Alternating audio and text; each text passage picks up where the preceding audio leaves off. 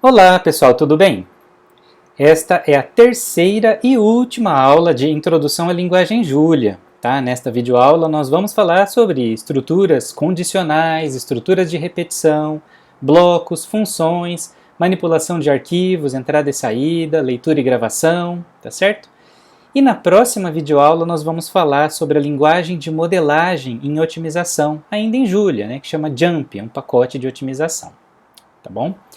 Não esqueça que esta videoaula é uma aula prática, tá? Então mantenha aí o seu computador aberto, o ambiente aí da linguagem Julia aberto, o Atom, e vai fazendo os exemplos que eu for apresentando aqui, tá certo?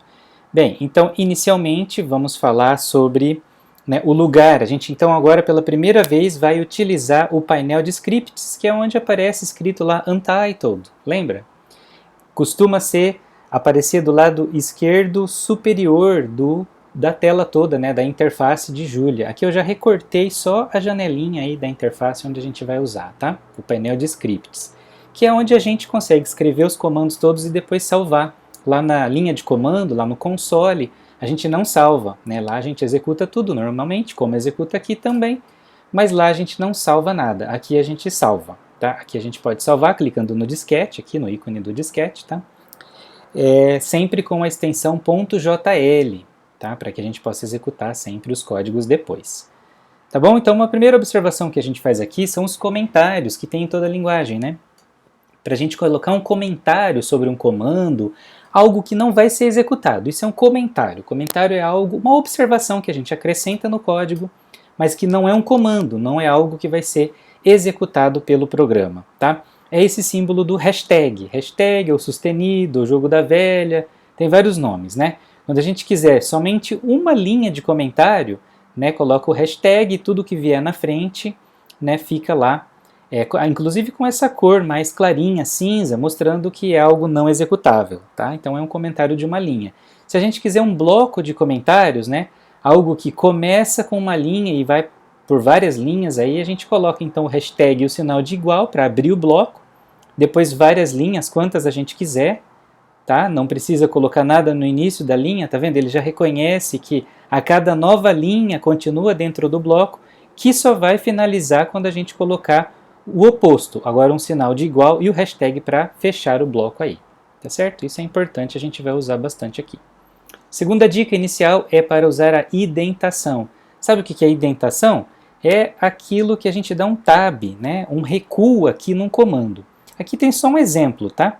A gente vai voltar ainda nesta aula para falar do comando for, do printline, né, e outras coisas mais. Então aqui, esse recuo que a gente deu é para mostrar que o comando, né, da linha recuada, ela está dentro do comando que está sem o recuo, né? O printline está dentro do for. Né? Então indica uma hierarquia de comandos aqui, quando a gente coloca o tab. Né? E aí o ambiente do Julia vai colocando essa linha vertical aqui para marcar, né, o bloco. Né? Então aqui tem um bloquinho do for, tem marcado essa linha aqui para indicar isso. Tá certo? Tá vendo aqui que esse outro printline está dentro aqui desse outro for interno, então vai formando uma hierarquia de comandos aqui mesmo. Essa palavra indentação vem de dente mesmo.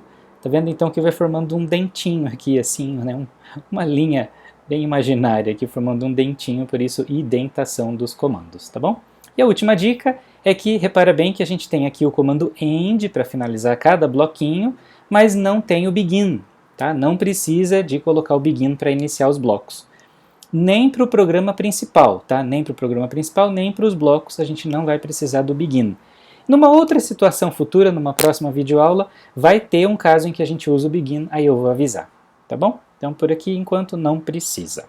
A primeira estrutura que a gente vai ver é a estrutura if, estrutura condicional. É aquela que a gente testa uma condição, o if, e aí se for verdadeira aquela condição, a gente executa uma série de instruções ou de comandos. Pode ser que a gente quer testar mais de uma condição, então a gente tem esses outros comandos aqui para usar, né? É o se, né? Caso não satisfaça aquela primeira condição, a gente testa uma segunda. Se não se, testa, né, uma outra condição. Né? Num segundo caso negativo, né, que ainda não for verdadeiro, a gente tem o else aqui, por fim, né? É o se não. Se não, a gente executa a última instrução. tá? São comandos encadeados aqui. Vamos ver um exemplo, fica mais fácil, tá? Então tem aqui, a gente está gerando aqui um número aleatório, lembra do range, função range? Né, o x é um número aleatório de 1 a 10, o y também de 1 a 10.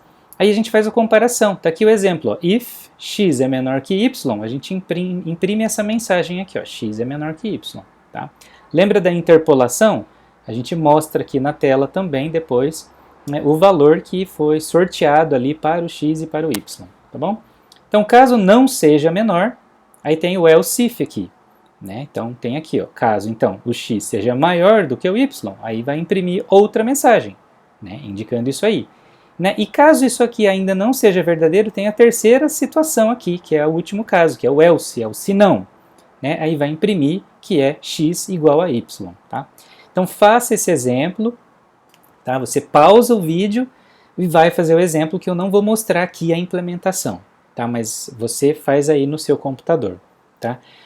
Depois você vai clicar no botão Run, né? Lembra que esse é o botão Run aqui. E a dica é que o cursor tem que estar nesse painel, tem que estar clicado nesse painel aqui, tá, dos scripts, para que o run funcione e apareça lá no console os resultados, né, o resultado, né, desse código aqui, tá certo? Então clica aí no painel, nesse script, tá? Depois clica no run para ver a execução desse exemplo. Nesse momento não precisa salvar, você pode salvar o exemplo, tá, com um arquivo qualquer aí, sei lá, com o seu nome ou com o nome de exemplo1.jl, mas não tem necessidade, são só exemplos simples, tá, que a gente vai executar aqui só para ver as coisas funcionando, né, e já passa para o próximo, ok? A próxima estrutura que a gente vai ver é uma estrutura de repetição, é um loop, tá? Um loop é quando a gente executa uma situação por várias vezes, uma mesma situação, né, num determinado número de vezes. Então, o comando mais conhecido para essa estrutura de repetição é o for, né, é o para. Então, para uma determinada situação, a gente executa lá dentro, né, algo. Vamos ver também já um exemplo implementado aqui, já no script. Ó. Então, eu já coloquei aqui um comentário, né, para usar o que a gente viu. Então, eu vou usar pela primeira vez o for. Acho que numa aula introdutória, né, anterior, a gente já viu um exemplo com o for, que é bem comum em qualquer linguagem de programação, então aqui é também para revisar, né? Só para relembrar. Tá? Então aqui, ó, for, então um índice que vai de 1 até 5, tá? Então aqui presta bem atenção na sintaxe, tá? O objetivo aqui é mostrar como que as coisas que vocês já conhecem de outras linguagens funcionam aqui em Julia, tá certo? Então é assim que a gente implementa, a gente coloca aqui o for com um índice i indo de 1 até 5, né? Então, para esse intervalo de 1 até 5, a gente vai imprimir esse comando. Né? Ou melhor, a gente vai executar esse comando que é de imprimir. Né? Ou seja, nós vamos imprimir esse comando, executar esse comando de impressão 5 vezes. Né? Quando o i for 1, a gente mostra essa mensagem. Quando o i for 2, quando o i for 3, tá certo? Repara que aqui também a gente usou a interpolação. Aí depois é só clicar no Run. Tá bom? Então esse é o primeiro exemplo da estrutura de repetição. Para o vídeo e faz aí no seu computador para ver funcionando. O segundo exemplo ainda do loop for, né? Esse mesmo for, ele faz exatamente a mesma coisa, só que com uma outra notação. A gente pode definir aqui em cima uma variável chamada índice, tá? Um índice que é um intervalo, a gente define dessa forma aqui, esse range, esse intervalo indo de 1 a 5. Depois pode escrever o for desse jeito aqui, aquele mesmo i, que antes a gente escrevia assim, i igual de 1 a 5. Agora a gente pode escrever desse jeito aqui, i in, tá? In, quer dizer, i dentro desse intervalo, né? In, dentro desse intervalo índice, nós vamos executar este comando aqui. Tá? Então é só uma forma diferente de fazer a mesma coisa. Tá? Um exemplo 2 que é igualzinho. Se você quiser fazer também, pausa o vídeo e vai lá fazer no seu computador.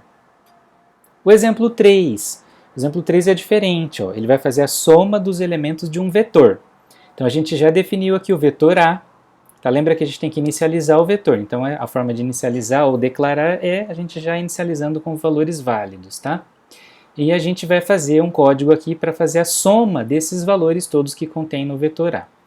Já tem aqui a observação. Lembra que a gente já apresentou. A forma mais simples de fazer isso é usar essa função pré-definida.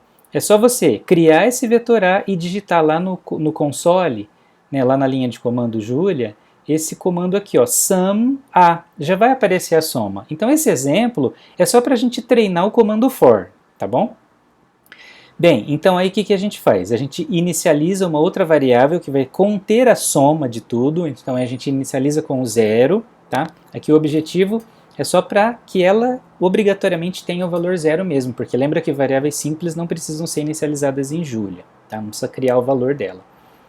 Aí a gente coloca aqui o comando for, né, indo de 1 até length a. Lembra que esse comando length, ele vai até o tamanho do vetor a. Então aqui o vetor a tem 5 posições e ele já vai aqui automaticamente de 1 até a posição 5. Tá? Então para isso que a gente faz aqui automaticamente. Para que qualquer vetor que a gente puser aqui em cima, de qualquer tamanho, com quaisquer valores, ele use esse mesmo código aqui, sem precisar mudar essa parte do for, e ele executa automaticamente, igualmente, né, independente dos valores do vetor A, dos valores e do tamanho do vetor A, tá bom? Beleza, aí aqui dentro do for, então a gente vai somar várias vezes, né, para cada elemento a gente vai fazer a soma. Então aqui tem duas novidades. A primeira, esse comando aqui, S mais igual a A1. Isso aqui é exatamente a mesma coisa que esse comando que está aqui na frente, ó. A gente pega o S, soma o S anterior ao elemento que a gente está pegando daquela vez. Então, para cada valor de I, a gente pega um elemento aqui do A, né, soma o 7, né, coloca aqui no S. Depois soma o 4, né, ao valor que já tinha no S, né, vai dar 11. Na próxima iteração soma 9 e assim vai somando sucessivamente. Então, essa forma de escrever é mais explícita, né, bem usada, mas aqui também é mais útil. Aqui a gente economiza termos, né? Isso aqui é bem utilizado também, tá? Então é uma forma diferente para mostrar aí, tá? O jeito de escrever. E outra coisa importante também é que é assim, quando a gente usa, né, cria uma variável aqui global, uma variável fora de blocos e depois vai usar a mesma variável dentro de um bloco, dentro de um for, se você não escrever global aqui dentro, né, ele vai dar erro. Tá? Ele vai dizer que o S não foi declarado. Então isso é para informar que essa variável S é a mesma variável que já existe lá fora. Tá? Porque como é um bloco isso aqui, a gente pode usar novas variáveis dentro do bloco. Então se a gente usa o S aqui, ele acha que é uma nova variável. Tá? Então tem que descrever global para dizer que é a mesma variável que está aqui, o S, né, dentro do bloco e fora do bloco. Tá? Então depois que ele executar isso aqui 5 vezes, de 1 até 5, ele tem o valor total dentro de S, e vai executar uma única vez essa linha aí, para imprimir a soma que contém em S, tá bom? Pausa o vídeo e faz o exemplo. A próxima estrutura de repetição que a gente vai falar é o while. While significa em inglês enquanto, né? Então é uma forma diferente de fazer um loop, tá? Qual que é a diferença do for para essa aqui, né? O for, a gente já estabelece o número de vezes que a gente vai rodar aquele loop, né? Assim, previamente, tá?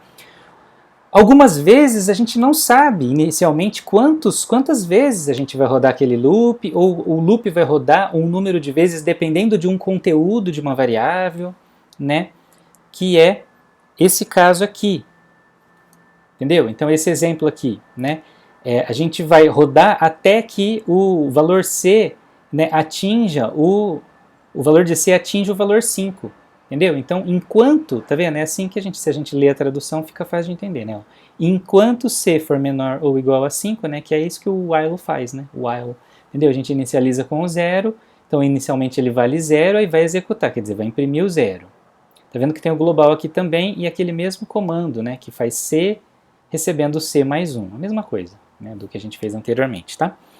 Muito bem.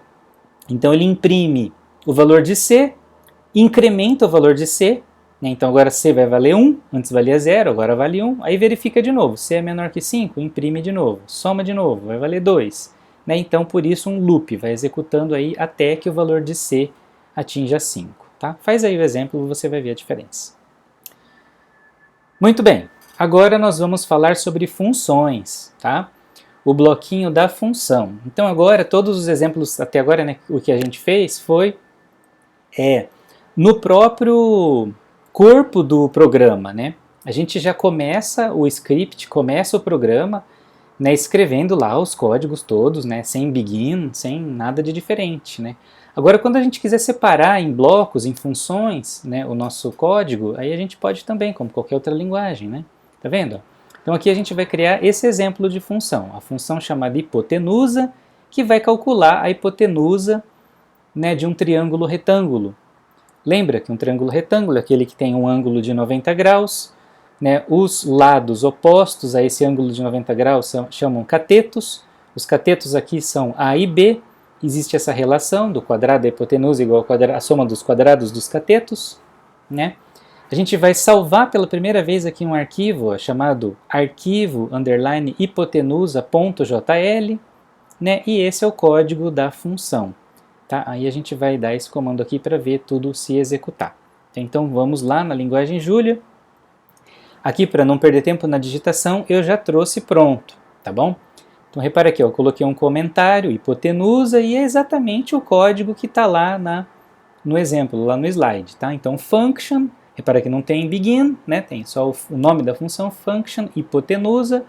Esses dois são os parâmetros que vão ser informados ao chamar a função, então a gente já informa quais os valores dos catetos.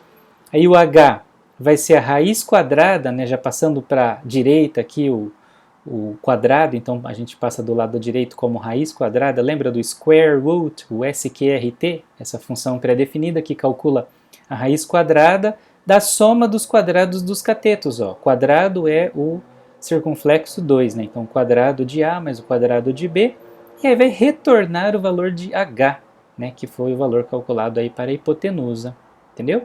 Então, como é que a gente executa essa função? Simplesmente escrevendo aqui, né, hipotenusa, passando os parâmetros dos valores dos catetos, né? Então, aqui já tem um exemplo, ó, se os catetos valem 3 e 4, a gente poderia escrever simplesmente aqui, hipotenusa 3, 4, tá? Só que se a gente só chamar a função, não vai aparecer nada aqui na linha de comando, né? Só aparece aqui na linha de comando coisas que a gente executar aqui pelo script quando a gente der o comando println, tá? Por isso que precisa do println. O que a gente escreve aqui na linha de comando já aparece logo em seguida o resultado, as somas, os cálculos todos que a gente fez como nas aulas anteriores. Agora, o que for executado aqui no script, ele até executa, pode até dar erro ou não, mas só vai aparecer lá na linha de comando aquilo que a gente mandar imprimir explicitamente aqui pelo comando println, tá bom? Então por isso que eu vou chamar a função hipotenusa já aqui dentro desse println. A gente já vai escrever isso aqui, ó, hipotenusa med e o cálculo que a gente fizer, tá certo? Então é só clicar aqui no run, já aparece ali em cima, tá? Eu vou executar de novo porque não está aparecendo, tá vendo? Ó? É que às vezes não aparece tudo aqui, né, que às vezes dá uns errinhos de saída, né, do texto, talvez tenha já acontecido com vocês. Tá? Por isso um comando útil também, eu já vou até mostrar aqui, ó, aqui o menu Juno, tá? Clear, aqui o REPL ou comando, tá? Linha de comando ou console, tá? A gente limpa aqui, ó, Juno, Clear, tá? E a gente já limpa aqui. Muito bem, aí a gente pode até executar de novo. Então, lembra da dica de clicar aqui no painel sempre, né, do script, que é o que a gente quer executar, e clica aqui no Run. Aparece lá o resultado, a hipotenusa mede 5. Então, para os catetos 3 e 4, né, a gente já executou uma função aqui chamada hipotenusa. Tá certo? Então, repara que o nome do arquivo salvo já está aqui em cima, o arquivo_hipotenusa. Tá vendo? Já aparece aqui o caminho onde eu salvei essa função. É claro que aí no seu computador o caminho é outro, tá? E aqui são os menuzinhos normalmente que a gente costuma usar. Aqui é um novo arquivo, aqui a gente salva, aqui a gente abre, tá certo? Muito bem, então esse é um exemplo de função, tá? Faça aí também, claro, né? Dá o pause no vídeo e faz. Aqui tem outra observação, a gente pode inclusive lá no próprio console chamar a função. Isso não é muito utilizado, mas a gente pode mostrar aqui, né? Aqui a gente coloca, se a gente colocar aquele comando do slide, include o caminho todo do arquivo salvo, o nome do arquivo, né? Repara que o arquivo chama arquivo hipotenusa e a função chama hipotenusa. Então primeiro a gente dá o comando include com o caminho todo, o nome do arquivo. Depois é só escrever hipotenusa 34 que vai funcionar, tá? Exatamente como está aqui no slide. Se você quiser fazer para testar, é só fazer aí no seu computador, tá? É uma forma de chamar a função pelo console. Não vai ser muito utilizado porque aqui a gente vai usar sempre os scripts, tá? Mas se você quiser trabalhar com console para testes, algumas coisas, então tem aí, é assim que faz, tá bom? Muito bem, próximo exemplo, ó, exibição de mensagens agora. Isso a gente já vem fazendo nos exemplos todos, né? O printline, o comando printline. Mas existe o comando print também, então esses exemplos mostram a diferença, tá? Então primeiro faz isso, ó, escreve aí no seu script, tá? Uma outra dica, não sei se você está prestando atenção nisso, é que a cada exemplo você tem que fazer num arquivo diferente, né? Se você está salvando, você salva, fecha, abre um novo arquivo e faz isso. Porque senão ele vai sempre executar tudo que está ali naquele script, né? Então repara que aqui no meu script ó, as linhas estão vazias, de 1 a 6 só tem esses dois comandos. Se tivesse mais coisa escrita lá para cima, a função, por exemplo, ele ia sempre executar tudo que está ali quando a gente clica no Run, tá bom? Então sempre tem que deixar ali no script somente aquilo que a gente quer executar. Por isso então vai criando aí novos arquivos, novos scripts, salva e fecha, ou então salva sem fechar se você não quiser salvar, porque o exemplo é muito bobinho mesmo, não precisa salvar, tá bom? Então, eu quero que você faça a diferença disso, ó, do print line com o print. Tá? No próximo exemplo vai mostrar aqui que só tem o print, ó, entendeu? Então, exemplo 1, exemplo 2 de exibição de mensagens. Lá no script, então, digita dois comandos assim, ó, print line, hello, e lá embaixo o word. Tá? E depois, né, só o print, pode até colocar um espaço aqui, tá vendo? Põe um espaço aqui depois de cada palavra, antes do fecha aspas, tá? Então, só o print, hello, word again. Né? Faz isso, esses dois separadamente, né? E vê a diferença do que vai aparecer lá no console. Então pausa o vídeo, faz aí no seu computador para verificar, tá bom? Próximo exemplo agora de exibição de mensagens é quando a gente quiser elaborar um pouco mais, né, a saída, né, formatar a saída, quando tiver casas decimais, por exemplo, deixar um pouco mais bonitinha a saída. Como que a gente faz? A gente usa esse comando aqui, que é o @printf. Quando a gente põe arroba, é uma macro, que são coisas implementadas já internamente em Julia, tá bom? E aí para isso, a gente tem que usar uma biblioteca chamada printf, tá certo? Então para usar essa biblioteca, a gente também, anteriormente a isso, a gente tem que habilitar o pacote, como a gente fez em outros casos, né? Então você digita lá na linha de comando o pkg.add.printf, entre aspas, tá bom? Aí vai habilitar esse uso aqui desse print. Então vamos voltar aqui nesse exemplo 3, de exibição de mensagens. O que ele faz? Ó, repara que o que está dentro das aspas, então são textos, né? O primeiro campo aqui é todo de texto. Repara que isso aqui é uma interpolação, né, quando a gente põe o sinal da porcentagem em um formato depois, indica que a gente vai alimentar isso aqui com o conteúdo, né? Então primeiro vai ter uma string, né, quando a gente põe porcentagem S é uma string, né? Depois a gente põe aqui uma porcentagem .6f, significa aqui que é um número com 6 casas decimais. Esse é o formato, tá bom? E qual é o número, então? É o número π, tá bom? É o número π. Então aqui aparece duas vezes e foi de propósito, porque vai alimentar primeiro a string e depois esse formato com 6 casas. Então a mensagem lá, para você já conferir aí na hora que você fizer, né, tem que aparecer primeiro o pizinho, né, a letra grega, então vai aparecer a mensagem assim, o valor de π é 3,1416 e tarará, né, são com 6 casas decimais. Entendeu? Então vai aparecer primeiro o π, a letrinha grega, e depois na frente o número, né, o conteúdo de π com 6 casas decimais, tá certo? Faz esse comando, qualquer problema, né, entre em contato comigo, mas é para dar certo, tá bom? O próximo exemplo aqui, ó, exemplo 4. Também usa o using printf aqui para essa macro, tá certo?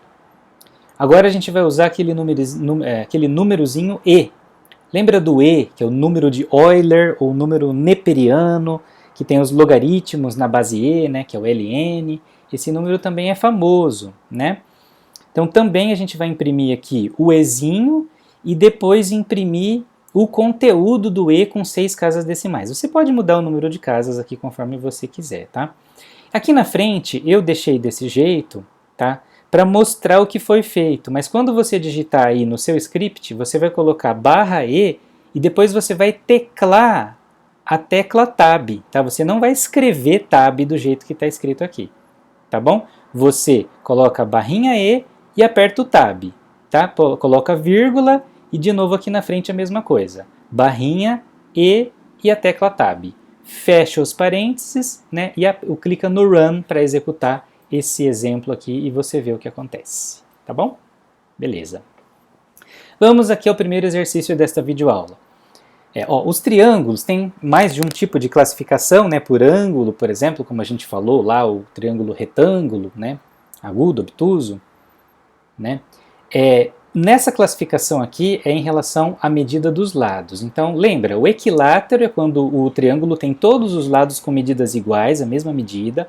O isósceles são dois lados com medidas iguais e um terceiro diferente. E o escaleno é quando todos os lados, cada um tem uma medida diferente, né? Todos os lados com medidas diferentes, tá aí, tá certo? Então essa é uma classificação. Tá? Continuando o exercício, ó. Existe uma condição de existência dos triângulos, né? Um triângulo só existe se respeitar essa relação aí, que é assim, ó. Cada medida, cada lado do triângulo tem que ser menor ou igual à soma dos outros dois lados. Tá vendo? Tem esse exemplo aí. Então, se os lados forem A, B e C, né, então o lado A tem que ser sempre menor do que a soma de B mais C. O lado B menor que A mais C, o lado C menor que A mais B. Tá aí. Se essa relação não se respeitar, a gente não consegue construir o triângulo. Tá? Tem aqui um contra-exemplo, ó. Tá vendo? Repara aqui, então, que um lado, esse lado do 11 aqui, ó, 11 é maior do que 3 mais 6, somando os outros dois lados, ó, 3 mais 6, né? Então 11 é maior que 3 mais 6. Então repara que quando isso acontece, a gente não consegue fechar o triângulo. Né? Se a gente for arrastando esses lados aqui, chega aqui embaixo e não fecha o triângulo. Então essa é a condição de existência. Se essa condição não for respeitada, né, o triângulo não existe, por isso chama condição de existência. Isso vocês devem lembrar, né, de anos anteriores aí do ensino médio. Muito bem, qual é o exercício aqui em julho então? É fazer um programa que primeiro verifique essa condição de existência de um triângulo, né, a partir das 3 medidas dos lados informadas aqui. Igual a gente fez, né, lá com a função exemplo, tem aqui o function triângulo, por exemplo, você pode dar o nome que você quiser, recebendo aqui as medidas dos 3 lados. Tá? Aí caso a condição de existência seja satisfeita, né, vai aparecer uma mensagem lá dizendo esse triângulo é equilátero, esse triângulo é isósceles, né? A classificação do triângulo. Se não satisfizer a condição de existência, né, aparece então, mostre uma mensagem informando, né, que não satisfaz a condição de existência, né, portanto essas medidas não formam um triângulo, tá bom? Esse é um exercício de programação em julho, é bem simplesinho mesmo, só para treinar, né, só para você relembrar a programação, tá bom? É só para exercitar essa introdução à linguagem Julia. Continuando, agora sobre entrada e saída de arquivos, tá? Primeiramente, leitura de arquivos, tá?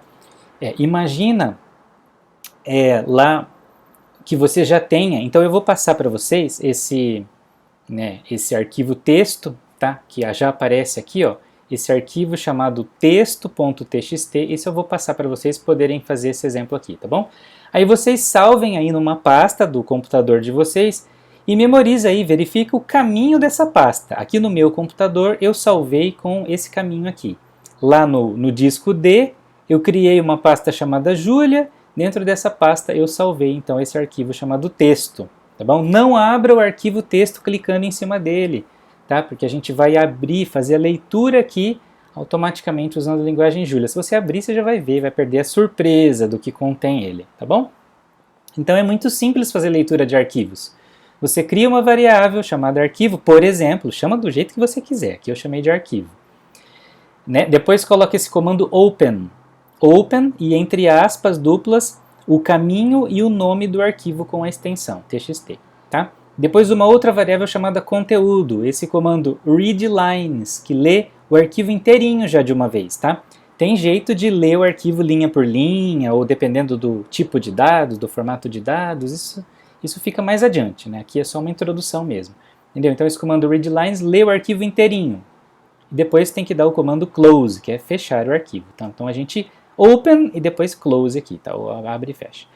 Depois, para a gente então imprimir, lembra que a gente lê e só vai ver o conteúdo se a gente mandar imprimir, né, lá no console, tá certo? Então tem esse for aqui, né, sugerindo como imprimir. O for linha in conteúdo, quer dizer, conteúdo vai conter várias linhas, né? Então, uma nova variável aqui, um índice linha in, né, sempre que tiver dentro das linhas dessa variável chamada conteúdo, imprima a linha, tá certo? Então, se você copiar esse arquivo texto nessa pasta que você criou em formar aqui, você vai ver o conteúdo lá na tela depois de executar tudo isso e clicar no Run, tá bom? Então, dá pause e faz aí no seu computador. Agora vamos falar sobre a criação de um arquivo, né? Antes a gente já pegou o arquivo pronto, abriu, leu, né? Agora a gente vai criar o nosso próprio arquivo. Então, novamente, a gente precisa de uma variável, né, para o nome do arquivo, um nome interno. Então, eu vou chamar aqui de arquivo, né, e vou dar um nome aqui para o nome externo. Esse saída é o nome do arquivo que vai aparecer lá na pasta Julia, tá certo? Então, eu dou esse comando open também, né, só que aqui eu informo um parâmetro W, que é o parâmetro de write, de escrita, tá, de criação e escrita, tá, nesse arquivo. Aí a gente escreve nele por meio do comando println, tá vendo? Ó, println tanto serve para imprimir lá no console como para escrever no arquivo. Primeiro parâmetro desse println é arquivo, né, para escrever dentro desse arquivo. Aí a gente vai colocar essa mensagem aqui entre aspas duplas, né, uma string aqui, tá vendo? Isso aqui que vai aparecer dentro do arquivo. E de novo, close arquivo. Faz aí para você ver o que acontece. Por fim, sobre entrada e saída de arquivos, a gente vai falar sobre gravação em um arquivo existente, tá? Então, o que é que muda aqui, ó? Na mesma variável arquivo, open, só que agora a gente informa um outro parâmetro aqui, ó. Ao invés de W é A, que é o append, né? Que é para gravar, né, num arquivo já existente. Então, vamos dar primeiro um println dentro desse arquivo para pular uma linha. A gente dá um println sem nenhuma mensagem. Ele vai simplesmente pular uma linha, deixa uma linha vazia. Depois, na linha de baixo, a gente vai colocar uma mensagem aqui. Eu escrevi a última linha. Você pode inventar uma frase que você quiser aí para testar, tá bom? Close arquivo, tá? Faz isso e depois, agora sim, você pode ir lá no seu arquivo, saída, lá da pastinha onde você escolheu aqui o caminho, né? Clica dentro do arquivo saída para você ver o que é que você gravou lá, se funcionou, se deu certo, tá bom? Faz aí o teste, depois volta aqui na aula. Por fim, finalizando esta videoaula, então, tem mais uma atividade aqui de Julia. É uma atividade opcional, tá bom? Essa aqui dá um pouco mais de trabalho, precisa até de novos comandos, que eu até dou a sugestão aqui, a dica, tá bom?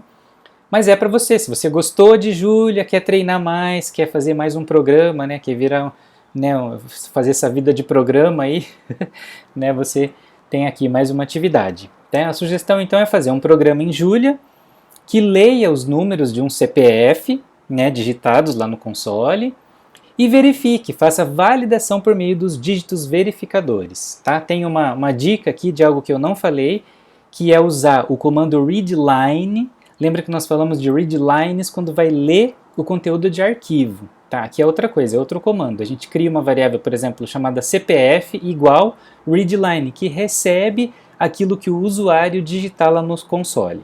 Tá bom? Então essa é uma dica aqui.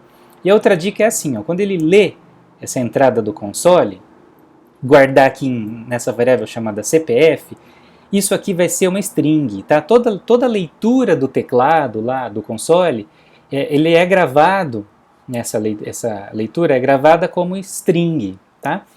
Então aí é o que está aqui na observação, ó. Então você precisa separar esse string em dígitos, então tem que criar. O CPF tem 11 dígitos, né? Então tem que criar 11 variáveis aqui individuais, tá? E aí é esse comando aqui que faz a conversão, tá vendo? Então cria uma variável chamada D1, que vai guardar o dígito 1, e aí se você fizer isso aqui, ó, CPF na posição 1, né?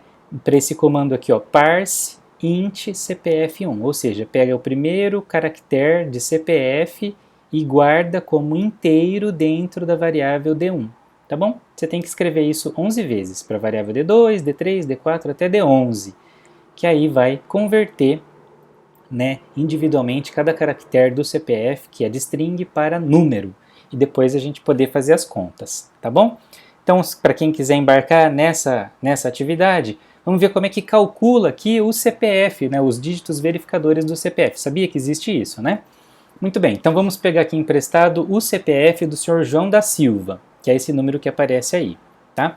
Como que é feito o cálculo do primeiro dígito verificador? Então repara que existem 9 primeiros dígitos que são os dígitos do cadastro, né? Cadastro de pessoa física. Então esses 9 primeiros dígitos são os dígitos do cadastro.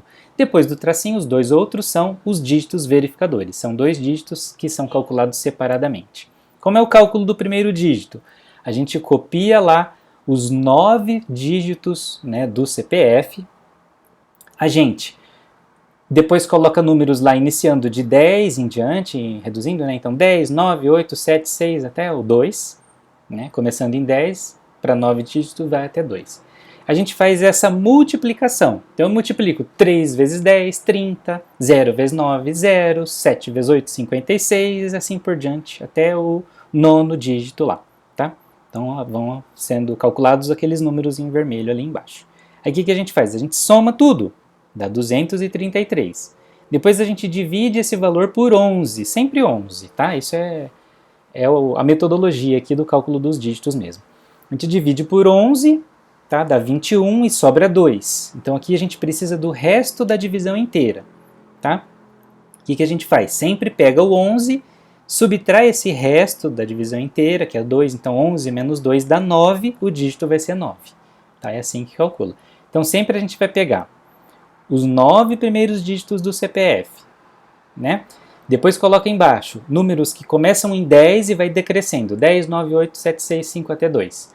Multiplica de 1 a 1, dá os números em vermelho, soma tudo, dá 233. Né? Então faz aí para o seu CPF também. Entendeu? Depois pega essa soma e divide por 11. O resto, tá? Não é o quociente, é o resto. O resto aqui, 2. Você faz 11, sempre 11. 11 menos o resto. O número que der aqui vai ser o primeiro dígito do seu CPF. Tá vendo que bateu ali em cima? O primeiro dígito é 9. Tá? Então se der 8 é 8, 7, né? Cada valor que der aqui vai ser o primeiro dígito. Se o resultado for 10 ou 11, né? Significa que dá um número de 2 dígitos, aí precisa fazer alguma mágica para dar um dígito só. Então 10 e 11 se transformam em 0. Se nessa continha da subtração der 10 ou 11, o primeiro dígito é 0, tá bom? Como calcula agora o segundo dígito verificador? Agora a gente coloca os 9 primeiros números aí do CPF, os 9 dígitos do cadastro, mais o primeiro dígito calculado. Tá vendo? O 9 já foi o primeiro dígito calculado, a gente coloca ele também aqui. Só que agora os números que a gente coloca lá embaixo para multiplicar começam em 11. 11, 10, 9, 8, 7, 6, vai até 2 também. E multiplica 3 vezes 11, 0 vezes 10, 7 vezes 9, 1 vezes 8, igual a gente fez antes. Dá os números em vermelho, soma tudo, 296. Então, de novo, tá? A gente faz o mesmo processo. 296 dividido por 11 dá 26 e sobra 10. Tá vendo? Aí a gente faz 11 menos 10 dá 1. Então, esse 1 é o segundo dígito verificador. Tá vendo que bateu aqui, ó. O segundo dígito é 1. Então, de novo, se essa continha der 10 ou 11, que aí dá 2 dígitos, né, não cabe, a gente transforma esse resultado em 0, tá bom? Aí vai o 0 lá em cima. Então é assim que calcula o segundo dígito verificador, tá? Assim a gente encerra essa aula, né, tem aí as referências, mas eu vou mostrar a execução, porque eu implementei esse programinha do dígito verificador, só que eu não vou mostrar o código para vocês, porque senão estraga a surpresa, tá bom? Eu vou esconder aqui, ó. Tá vendo que já tá aqui, né, o meu arquivo, validação CPF, salvo.jl, né, tem todo o código aqui, tá bom? E eu vou... Desculpa aqui o telefone de novo, tá? Eu vou executar aqui o meu programa do CPF para a gente testar. Então eu vou usar o CPF do seu João da Silva ainda, tá bom? Vou colocar, tá vendo aqui? Já coloquei no meu programa uma mensagem para o usuário, digite o CPF, apenas os números, tá bom? Nesse programa a gente não pediu para ele fazer nenhuma verificação quanto a erros, por exemplo, se a pessoa não digitar números, digitar letras, ou colocar o ponto ou o tracinho, entendeu? Isso é mais elaborado, né? Fica mais adiante, aqui não precisa nada disso, tá bom? Então, por isso que eu já coloquei aqui a mensagem. Coloco só os números que dá tudo certo. Então, o CPF do seu João da Silva era 307, 195, 776, 91, tá certo? Então, o que que acontece? Opa, CPF validado. Funcionou. Tá vendo? Aparece a mensagem lá de CPF validado, tá bom? Vou executar de novo, só que agora, propositalmente, eu vou errar um dígito. Então, 307, 195, 77, ao invés de 776, eu vou colocar 777, tá bom? E os outros dois dígitos corretos aqui. Vamos ver o que acontece. Opa, aparece lá a mensagem, ó. CPF incorreto. Primeiro dígito verificador não validado. Né? Significa que tem um erro aí nos 9 primeiros números. Se já deu erro no primeiro dígito, né? Tá certo? Então é uma verificação. Tá certo? Isso aqui em São Paulo tem, né, nota fiscal paulista, acho que aqui em Goiás também, né, quando você informa o CPF nas compras, né, tem esse programinha instalado, que ele verifica, né, já aconteceu de você se equivocar ou a menina entender um número errado, e aí a pessoa fala, o seu CPF não está batendo, tem algum erro, né, significa que apareceu lá para ela essa verificação, tá bom? Vamos fazer mais um teste aqui. Se a gente errar, por exemplo, propositalmente, né, o último dígito, o que acontece aqui na mensagem? Vamos errar, ao invés de 91, vou pôr aqui 95. Errei o último dígito. CPF incorreto. Erro no último dígito. Tá vendo? O segundo dígito verificador. Então já fiz essas validações, essas verificações todas aí. Você pode fazer o seu programa da forma que você quiser. Tá bom? Então assim, agora sim, a gente encerra a nossa aula. Tá certo? Até a próxima. Tchau, tchau.